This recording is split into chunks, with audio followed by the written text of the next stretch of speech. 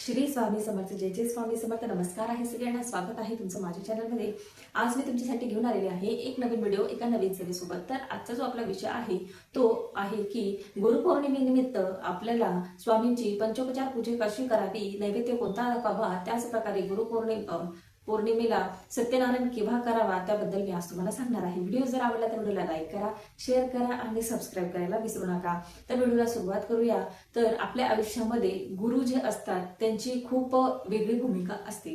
म्हणजे कसं की आपल्या आयुष्यात आपले सगळ्यात पहिले जे गुरु असतात ते असतात आपले आई वडील.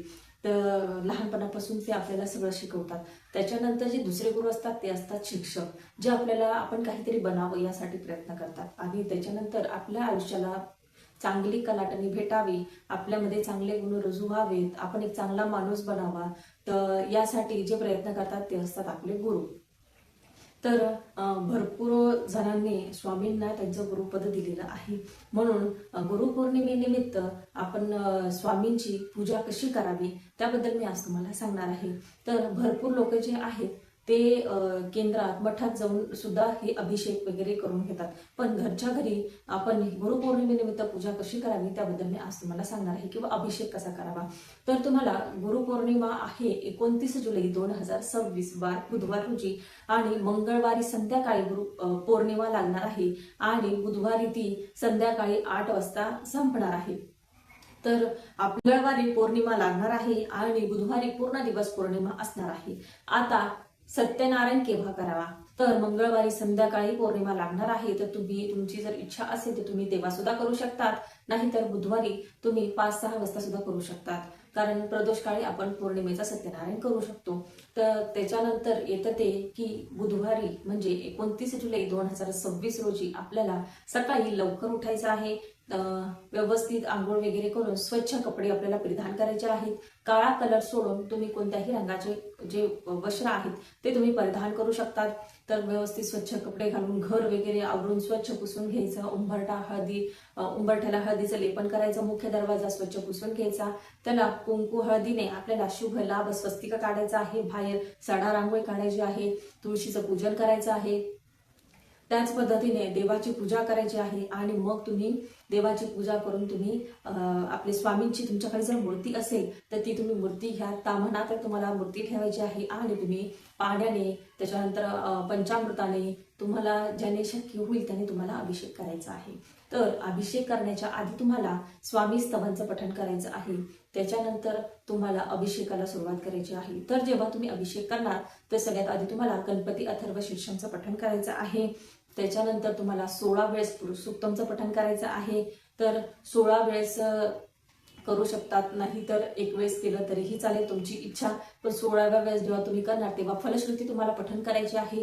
फलश्रुतीला अभिषेक करायची गरज नाही, हात जोडून तुम्हाला फलश्रुती म्हणायची आहे. आणि एक वेळेस तुम्हाला श्री सूक्तमचं पठण करायचं आहे. त्याच्यानंतर तुम्हाला एक वेळेस पवमान सूक्तमचं पठण करायचं आहे. फलश्रुतीच्या वेळेस हात जोडायचे आहेत.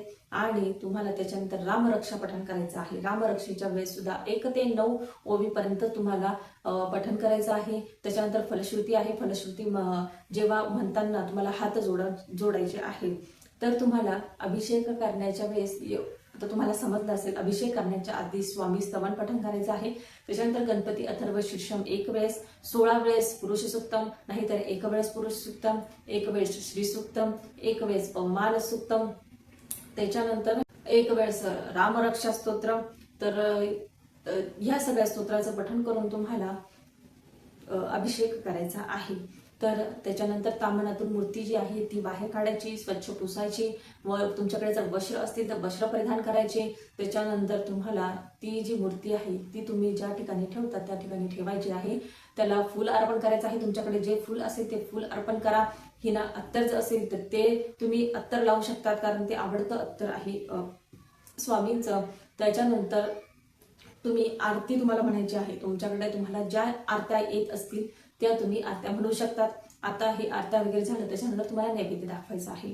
तर आता नैवेद्य कोणता दाखवावा, तर जे स्वामींना आवडतं त्याचा तुम्ही नैवेद्य दाखवू शकता. खीर करा, नाही तर पुरणपोळीचा नैवेद्य तुम्ही करू शकता, भजेचा नैवेद्य करू शकता. तुम्हाला जे शक्य असेल तसा तुम्ही नैवेद्य दाखवू शकता. बेसनचे जे लाडू असतात त्याचा तुम्ही नैवेद्य दाखवू शकता. त्याच्यानंतर त्या दिवशी तुम्ही दान करू शकता, कारण गुरुपौर्णिमेनिमित्त तुम्ही दान केल्याचं सुद्धा खूप महत्व आहे. त्या दिवशी जर तुम्ही पिवळ्या कलरचं दान केलं तर हे अगदी चांगलं मानलं गेलं आहे.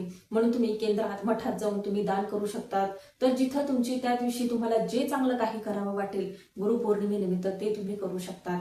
तर अशा प्रकारे तुम्हाला घरच्या घरी स्वामींची पंचोपचार पूजा करायची आहे आणि तुम्हाला जे आवडेल की स्वामींसाठी तुम्हाला नैवेद्य करायचा तो तुम्ही नैवेद्य करू शकतात आणि दाखवू शकतात. त्याच्यानंतर त्या दिवशी तुमच्या घराजवळ जर केंद्र असेल, मठ असेल, तिथे जाऊन तुम्ही दर्शन घ्या.